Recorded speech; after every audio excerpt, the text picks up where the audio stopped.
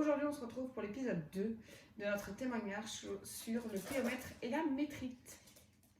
Si jamais notre contenu vous plaît, je vous invite à liker cette vidéo et à vous abonner.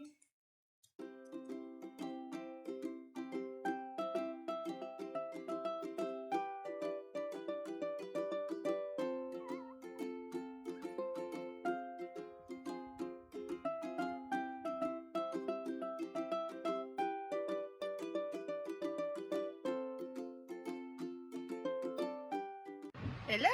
Bon ben, on est dans la voiture en direction de chez la spécialiste. Bon là je suis arrêtée à la pompe, je vous rassure, je suis complètement à l'arrêt.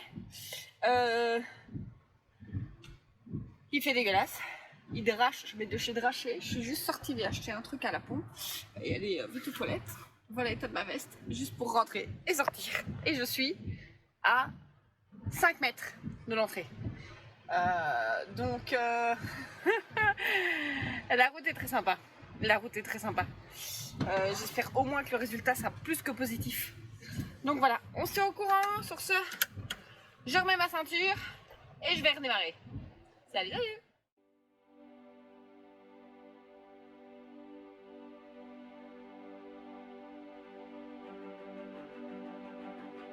Hello tout le monde, bon ben on se retrouve sur la route du retour, comme vous pouvez voir il fait quasi noir. Je sors Capu parce qu'en fait ça fait 2 heures qu'on est dans les emboutes. Et donc là je la sors un peu pour qu'elle puisse faire un peu pipi, la pauvre chérie. Un chouquette. Les résultats sont pas super bons. Je vous en dirai plus par après. Donc voilà. Là on va déjà essayer de se rentrer, on fait après notre micro-pause. On va déjà essayer de se rentrer. Parce que mine de rien, c'était juste question qu'elle se dégourdisse un peu les papates. Mais voilà. Bonjour chouquette. Hello. Bon ben voilà, moi je viens de rentrer. Bon, en priorité, je nourris mes chiens, ce que vous comprendrez. Bon. Les nouvelles ne sont pas super bonnes, dans le sens où au niveau de l'utérus, on a une amélioration. Donc on n'a plus de pus dans l'utérus. Par contre, on a toujours les cristaux qui sont dans la vessie. Donc ça veut bien dire que c'est pas la même souche, puisque les antibiotiques n'arrivent pas à faire effet dessus. Donc on va devoir remettre un nouveau traitement pour la vessie. Et de plus, l'utérus est polykystique. Donc on va encore essayer une solution pour, parce que ça peut être dû effectivement au pyomètre. On cesse encore 10 jours avec les nouveaux traitements. Et si pas d'amélioration, elle passe sur la table. Voilà. Puis pas plus, enfin on se laisse 10 jours pile. Donc ça veut dire que cette fois-ci, c'est pas 15 jours, c'est 10 jours. Voilà. Le retour était très éprouvant. Pour vous donner une idée, j'ai pris plus de 3 heures. Donc entre les travaux, les accidents, la route a été très longue, très pénible. Je suis contente d'être chez moi. Puis voilà, la Capu elle est complètement cassée, donc elle n'a pas spécialement faim non plus. Je pense que la journée était très compliquée pour tout le monde. On est parti vers 11h du matin, 11h30. Et on revient, il est 20h30 passé, peut-être même bientôt 21h. Quand c'est comme ça, c'est pas gai. On va être très honnête, quand c'est comme ça, c'est vraiment pas gai. C'est compliqué. Donc demain, nouvelle piqûre d'alizine. Le nouveau traitement est commandé. Il arrivera sûrement que lundi. Donc voilà. Et puis en attendant, on continue à se battre avec les antibiotiques.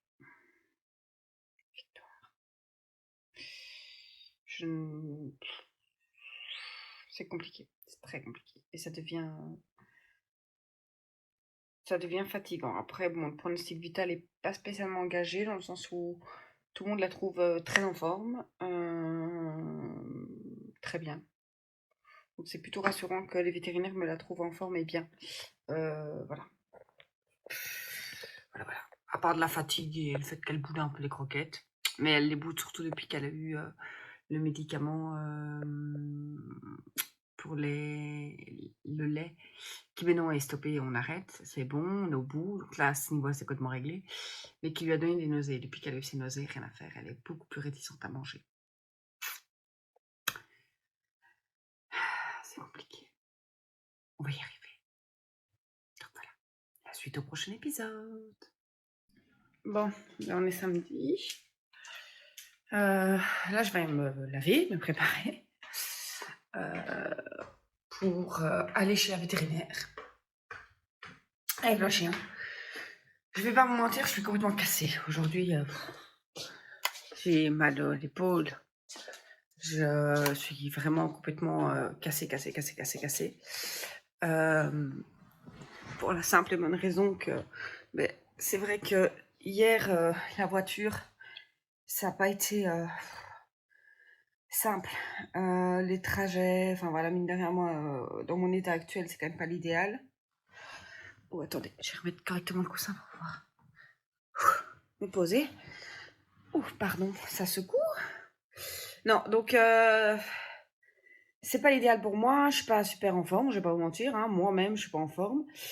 D'autant plus que c'est du stress. C'est quand même, voilà, il y a quand même du stress. Il y a quand même un peu de tension et compagnie avec tout ça, parce que, ben oui, ça remet pas mal de choses en question et c'est vrai que c'est compliqué. C'est très compliqué. Donc ouais, aujourd'hui, on va dire que c'est pas top. Mais voilà, après, comme je l'ai souvent, Capu avant tout, parce que c'est elle qui subit pour l'instant plus que moi. Moi, je suis un dommage collatéral dans l'histoire. Donc voilà, donc c'est compliqué. C'est très compliqué, on verra bien. On est très clair sur les choses, ça c'est une bonne chose aussi. Comme d'habitude, on a une très bonne discussion avec notre vétérinaire. Donc, ce qui est sûr, c'est qu'une carrière complète de repro, on l'oublie. Après, ce qu'on essaye là, en fait, tout simplement, c'est de pouvoir, en fait, lui faire une portée. Et en fait, ensuite, on la stérilisera d'office. Donc, elle sera d'office stérilisée après cette portée, ça c'est une certitude. La carrière repro complète, on l'a déjà enfin depuis hier, elle est complètement évacuée. Ça c'est voilà, ça c'est la nouvelle, la mauvaise nouvelle. Après, voilà, là ce qu'on tente c'est de la faire reproduire une fois, et puis après de toute façon on prendra pas le risque, on stérilisera, on enlèvera l'utérus parce que clairement elle a un utérus ce qu'on va appeler un utérus polykystique. Alors il faut savoir que même chez les femmes, on peut avoir un utérus polykystique, on peut avoir des ovaires polykystiques, on peut avoir au niveau des seins, on peut avoir aussi de la matière polykystique, et pour autant ne jamais faire de cancer, ok, et pour autant ne jamais avoir eu d'enfant avant que ça ne soit là. Donc voilà, moi hier, pour avoir bien discuté avec la professionnelle, il y a une fausse idée, une idée reçue en fait, dans le monde de l'élevage, qu'elle veut absolument couper et qui est important de couper, c'est qu'en fait, la gestation, donc à partir du moment où il y a eu un piomètre, le fait de mettre la femelle à mâle n'empêche pas le piomètre de revenir. En fait, on va jouer sur le fait que la chienne ait eu un traitement, et pourquoi est-ce qu'on la remet directement à mâle? Pour jouer sur le fait qu'elle ait été traitée, et que donc il y a moins de chances qu'il y ait un piomètre qui se remette immédiatement. Mais revenir, ça reviendra d'office un jour. Et c'est que la chienne a un utérus qui est, on va dire, sensible à ça. Alors, de nouveau, sur des chiennes qui ne sont pas en repro, on ne chipote pas, on fait une OVH. Donc, on fait une ovarectomie.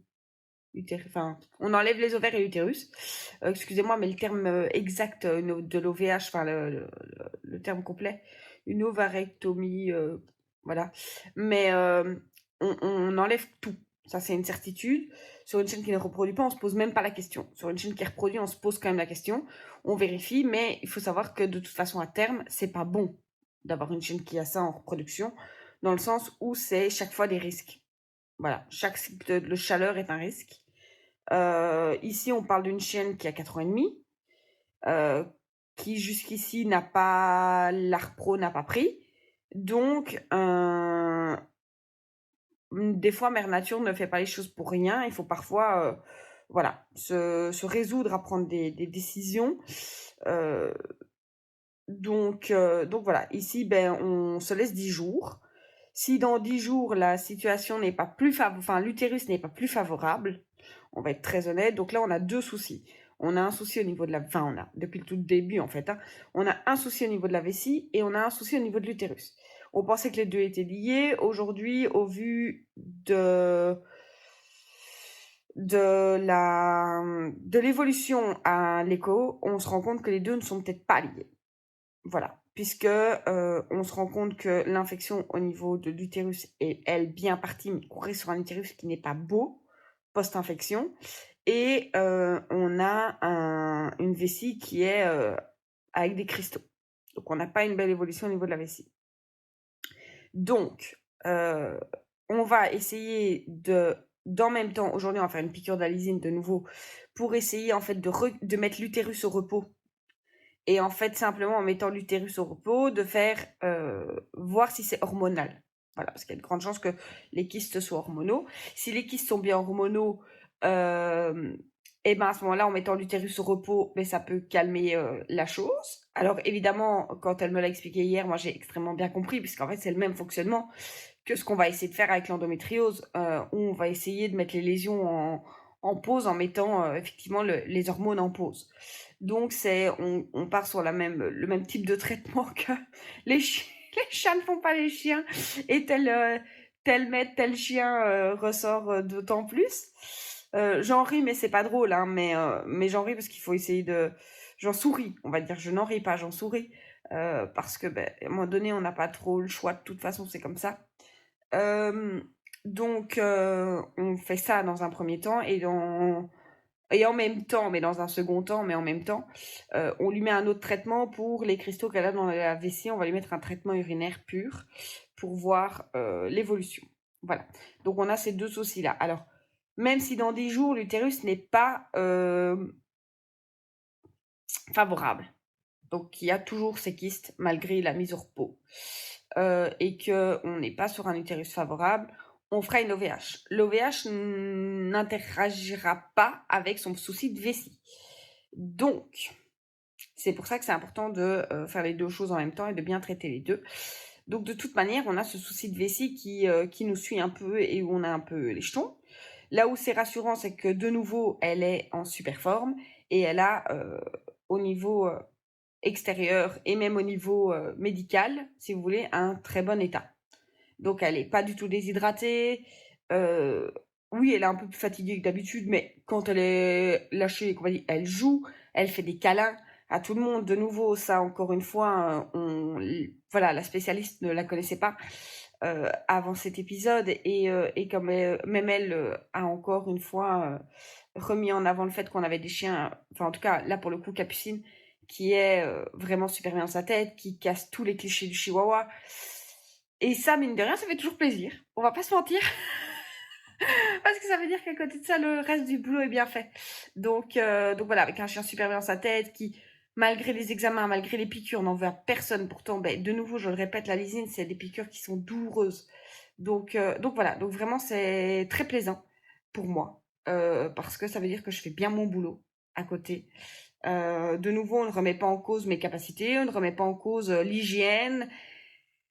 Voilà, c'est une bactérie qui est rentrée, souvent causée par de l'hormone. Ça peut arriver chez les chiennes qui ne reproduisent pas, je le répète encore une fois. Le pyomètre n'est pas que sur des chiennes qui reproduisent, et c'est bien pour ça qu'on vous dit si vos chiens de maison ne sont pas amenés à faire de la reproduction, stérilisez. C'est pas pour rien, c'est parce que tout ça, effectivement, sont des risques qui peuvent arriver suite aux chaleurs, mais qui n'ont rien à voir avec la gestation. Voilà. Et c'est bien pour ça aussi que le pyomètre ne se soigne pas par une gestation. L'endomètre, qui crée une souche microbiotique, ouais, voilà. Et en fait, ça dégénère, en fait. Donc c'est au niveau de l'endomètre, comme chez la femme, où, si vous voulez, il y a une souche qui vient se mettre et qui laisse passer une bactérie ou un truc. Mais ça se crée soi-même, en fait. C'est pas... voilà, c'est très chiant, mais on a tendance à le faire ou pas. Pareil aux cystites, hein. Il y a des femmes qui font des cystites tout le temps il y a des chiens qui font des cystites en permanence. C'est comme ça. Malheureusement, on a les gènes qu'on a et on peut rien y faire. On doit faire avec. Donc ben là, c'est un peu pareil. Euh, je sais d'où vient Capu, donc je sais où j'ai été chercher. Capu n'est pas né chez moi, mais je sais chez qui j'ai été à chercher. J'ai aucun doute sur le fait que les choses soient bien faites et je n'ai aucun doute sur le fait que l'éleveuse ne va pas refourguer cette chienne en sachant qu'il y aurait ce genre de problème dessus. Ça, il faut en être très très clair. Je pense que d'ailleurs, si elle tombe sur cette vidéo, elle est capable de m'envoyer un message en me disant que c'est un peu la merde. Et qu'elle, voilà, parce qu'elle savait que la chaîne était pour de la repro. Donc, à la base, enfin, c'est quelqu'un avec qui moi j'ai travaillé et pour plusieurs chiens, dont par exemple Nuts, vient aussi de chez elle. Alors, il n'y a pas de gène commun puisqu'elle a plusieurs souches. Mais donc, je sais très bien qu'elle regarde à ça. Et il n'y a pas de. Voilà, il n'y a pas de faille là-dedans. Ça va ralentir effectivement la progression de l'élevage. Mais après, voilà, après, je vous avoue que je suis dans un stade où je ne me panique plus avec tout ça. Je me dis simplement maintenant, advienne que pourra. Je vais essayer d'encore relever tout ça. Et puis on va s'améliorer. De fois en fois. On va pas être pressé. On va prendre le temps de faire les choses. Si ça doit reprendre 10 ans, ça reprendra 10 ans, c'est pas grave. Mais une certitude est que on y arrivera. On y arrivera, j'ai pas de stress là-dessus et je sais qu'à côté de ça, on a d'autres choses où tout va bien et donc voilà, j'ai pas envie de trop non plus me mettre de pression avec tout ça. Donc voilà. Bon, sur ce, la suite au prochain épisode. Hello tout le monde, bon ben aujourd'hui on se retrouve. Donc on est le jeudi 26 et alors Capu va mieux, donc là elle a son nouveau traitement. Donc on a fait la dernière piqûre pour l'utérus, ça on verra bien. L'utérus c'est une chose, hein. Donc ça je vous l'avais dit, l'utérus c'est un problème. On verra bien. Voilà, ça c'est la nature qui va décider si ça va ou pas. Si ça va pas, ben tant pis, on fera stériliser. Mais le deuxième souci qu'on avait, c'était au niveau de la vessie, où il y avait toujours des cristaux, où la vessie n'avait pas changé du tout. Donc c'est bien la preuve que les antibiotiques ne jouaient pas du tout dessus. Donc elle a reçu un traitement. Ici, c'est l'équivalent en gros de ce que nous on va prendre peut-être comme de l'Uricran ou ce genre de choses, je pense. Hein. Je pense que c'est à peu près ça, puisque c'est un complément alimentaire.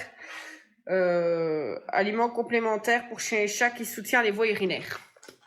Voilà, donc il n'y a rien de dingue dedans, c'est pas des antibiotiques. Par contre, comme vous pouvez voir, les cachets sont assez gros. Et elle doit manger un comprimé par jour. Donc je le coupe en tout petit. Et elle peut comme ça le manger dans un peu de pâté. Elle me le mange, donc tout va bien. Elle récupère de la forme, donc ça je suis contente. Voilà, j'ai vraiment l'impression que mon chien va quand même mieux. Hello. Bon, je suis dans ma voiture, Capu est chargé à l'arrière. Aujourd'hui c'est un jour un peu pourrave puisque nous avons droit à la tempête. On n'est pas encore en route, mais on va se mettre en route pour aller faire le contrôle de Capucine. Alors, moi j'ai l'impression qu'elle va beaucoup mieux dans le sens où elle rebouge, elle remange beaucoup mieux. Enfin, elle bougeait bien, hein, mais elle remange beaucoup mieux, elle est beaucoup plus en forme. Je retrouve une petite pile électrique, donc j'ai quand même l'impression que ça va mieux. On verra bien dans quelques heures maintenant.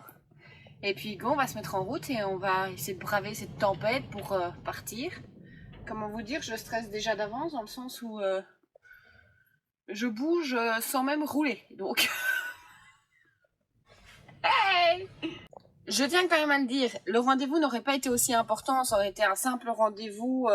Vous savez, pour un spermographe ou quoi, j'aurais annulé le rendez-vous. Hein. J'aurais déplacé le rendez-vous. Mais là, le rendez-vous est trop important, donc voilà. Pourquoi je prends la route j'aurais pas pris le risque de prendre la route si c'était pas important. Voilà. Mais les chiens dehors, ils profitent. Alors hier, la bonne nouvelle, c'est qu'il n'y a plus du tout d'infection. Donc ça, c'est une très très bonne nouvelle. Par contre, il y a des cristaux dans la vessie qui ne sont pas infectieux. Là, on va faire une analyse d'urine qui va être envoyée lundi au labo. Comme ça, on peut savoir exactement d'où viennent ces cristaux. Ce qui est sûr, c'est qu'on va changer la nourriture. Parce qu'il y a de grandes chances que la nourriture ne soit en tout cas pas inconsciente. Enfin, voilà. La nourriture a d'office une cause dans le bazar. Donc je vais tous les repasser à la ration ménagère, mais ça, à mon avis, je vous ferai une vidéo sur les rations ménagères et sur mes recettes et comment je suis passée la ration et tout ça. Plus tard, hein, un peu plus tard quand même. Voilà, mais donc je pense que je vais vous faire ça une fois. Voilà, sinon pas grand chose de nouveau. Capu est en bonne forme, elle mange bien. Il n'y a plus du tout de risque vital, ça l'avait tout me l'a bien dit, il n'y a plus du tout de risque vital maintenant. Il faudrait juste idéalement que les cristaux s'en aillent. Par contre, effectivement, elle n'a pas un utérus hyper... elle n'a pas ce qu'on appelle un bel utérus. Voilà. Ça n'empêchera sûrement pas de faire une portée. Mais elle n'a pas un bel utérus et le piomètre il reviendra d'office. Donc, ce sera une et pas deux. Voilà. Ce sera une avec une OVH derrière. Et voilà. On s'est fait à l'idée de toute façon. Donc, je pense que vous avez pu voir qu'il y a quelques semaines, c'était un peu le coup de massue. Là, aujourd'hui, ça fait 2 semaines qu'on est au cours. Enfin, ça va faire 2 semaines, ouais. Honnêtement, c'est comme ça. De toute façon, il n'y a pas le choix. Donc, on va faire comme ça. Voilà. Hello. Bon, je m'apprête à filmer ma dernière vidéo sur mon sac de rando. Et en fait, je me suis dit, avant de faire cette vidéo, il faudrait juste que je fasse vite un petit mot par rapport à Capucine. Voilà. Parce qu'effectivement, Capucine va mieux. Donc ça, c'est une très bonne nouvelle. Je vous avoue que moi, je suis très contente. Je suis pas la seule. Voilà, on est tous contents ici. Le pronostic vital est plus engagé. Là, on l'a su vendredi. Donc, plus de pronostic vital engagé. Juste encore quelques cristaux dans la vessie. Donc là, les urines sont parties en analyse ce matin. Puisque vendredi, moi, je n'étais pas là. J'avais des rendez-vous médicaux. Donc, je n'étais pas chez moi pour faire cette analyse. Et puis, samedi, le labo ne travaille pas. Il faut que ce soit quand même des urines fraîches. Et puis bon, moi, ça me laissait le temps d'avoir une solution pour les collecter, parce que c'est pas simple. À savoir qu'on n'arrive pas à les collecter par sonde. On a essayé à la seringue, à l'écho, mais trop compliqué. Soit elle a fait pipi juste avant, soit... En fait, c'est compliqué de la tenir avec la vessie pleine jusqu'à échec à veto. Faudrait tomber trop juste. Et puis en plus, il y a une fois, on avait une vessie qui était encore quand même assez pleine et on n'a pas réussi à aller jusqu'à la vessie avec... c'est tellement petit que c'est compliqué de viser pour tomber dans la vessie et réussir à tirer du liquide. Donc, on a utilisé une petite technique qui est l'assiette. Non, comment vous dire, c'est très drôle. J'ai tout essayé, hein. J'ai essayé le Pampers troué avec un réceptacle dedans pour garder. J'ai essayé de la laisser à l'intérieur sur des sur une cage mais avec des caillebotis si vous voulez pour que l'urine passe à travers. Et puis cette récoltée, elle n'a pas voulu faire pipi à l'intérieur. Et donc, en fait, en dernière seconde, à un moment donné, il était 11h15, j'avais toujours pas d'urine. Je me suis dit, bon, tant pis. J'ai pris une assiette, je l'ai mis dehors, et au moment où elle s'est assise, j'ai glissé l'assiette en dessous d'elle. Puis j'ai mis dans un pot à urine. Voilà. J'ai pas trouvé d'autre solution. En soi, les urines, c'était pas dramatique, hein. Ici, attention, on savait que c'était pas, il y avait pas de microbes et tout ça, puisque ça ne réagit pas aux antibiotiques. Donc, on ne cherche pas ça. Et donc, en fait, c'est pour ça que je pouvais me permettre d'avoir des urines peut-être pas collectées de manière hyper stérile. Et donc, de pas non plus devoir la sonder réellement. Parce que sinon, on sonde tout simplement quand on cherche, par exemple, quand on a un doute sur des microbes ou quoi, on va sonder. C'est beaucoup plus... Là, on est sûr de la qualité des urines, tandis qu'ici, on s'en fichait un peu. Après, c'était bien fraîche, au moins, c'est bien, parce qu'elles sont parties avant midi, donc... entre 11h15 et midi, il n'y a pas beaucoup de temps, donc elles étaient super fraîches. La météo m'avait même dit, si vous les avez à 9h du matin, c'est pas grave, mettez-les au frigo. Pas besoin de les mettre au frigo. Elles étaient encore tièdes quand je les C'est dégueulasse. C'est en vous le disant que je me rends compte que c'est infâme. Mais voilà. Donc on est content, mais non, on attend ça. Et une fois qu'on aura les résultats de Capu à ce niveau-là, là on pourra réellement souffler et se dire Alléluia. Puisque une fois qu'on sait à quoi c'est dû, on saura comment le traiter. Donc à ce moment-là, là on sait qu'on arrivera vraiment tout au bout du combat. Je vous avoue que j'espère avoir des nouvelles rapidement. Comme ça, au moins, on peut tout mettre en place et se dire que dans 15 jours, c'est derrière nous et qu'au bout de 2 mois, on aura réussi à tout endiguer. Ça n'a pas été simple. Ça a été très tendu. Très, très, très, très, très tendu. Donc voilà. Je pense qu'en fonction des résultats de Capu, je serai capable de faire une vidéo sur les cristaux parce que j'en ai appris aussi plein de choses. Mine de rien, de traverser, en fait, c'est un peu comme avec Didi, avec son insuffisance cardiaque.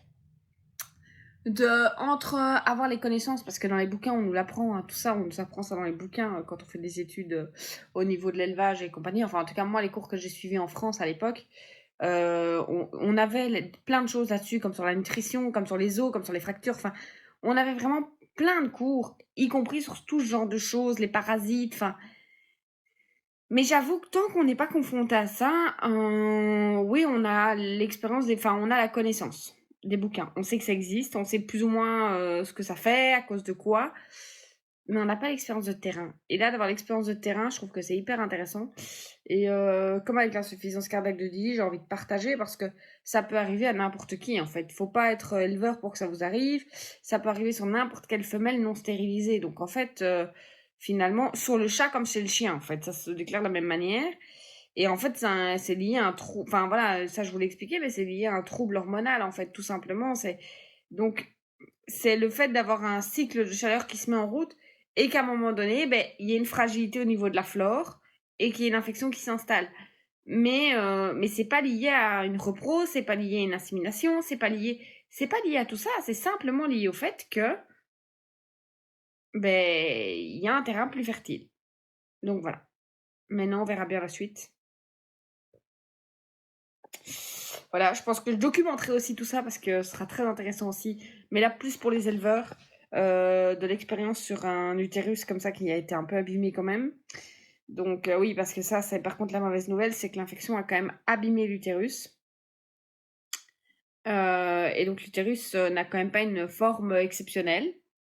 Voilà, il n'y a plus d'infection, un peu rien, mais l'utérus n'est pas beau. Voilà, on va dire ça comme ça. Et donc, ben oui, c'est possible qu'elle fasse des gestations toute sa vie sans problème. Mais honnêtement, la chance est tellement infime. Et elle a plus de chance avec on va dire, un type d'utérus qui pourrait plus facilement faire des soucis style cancer, etc., etc., méta. Donc, on va pas prendre de risque. Là, vraiment, on fait un protocole pour essayer de la mettre à mal aux prochaines chaleurs. Et puis après, on lui enlève l'ovaire, on lui enlève, pardon, l'utérus et les ovaires. Comme ça, au moins, pas de soucis, plus de soucis. Et on évite tout risque avec elle. Après, il faudra juste faire attention à une chose, c'est l'embonpoint. Parce que comme elle a déjà tendance à vite... Mais bon, tout va bien. On croise les doigts pour la suite. Mais en tout cas, maintenant, on peut vraiment dire qu'on est dans une belle voie, quoi. Voilà.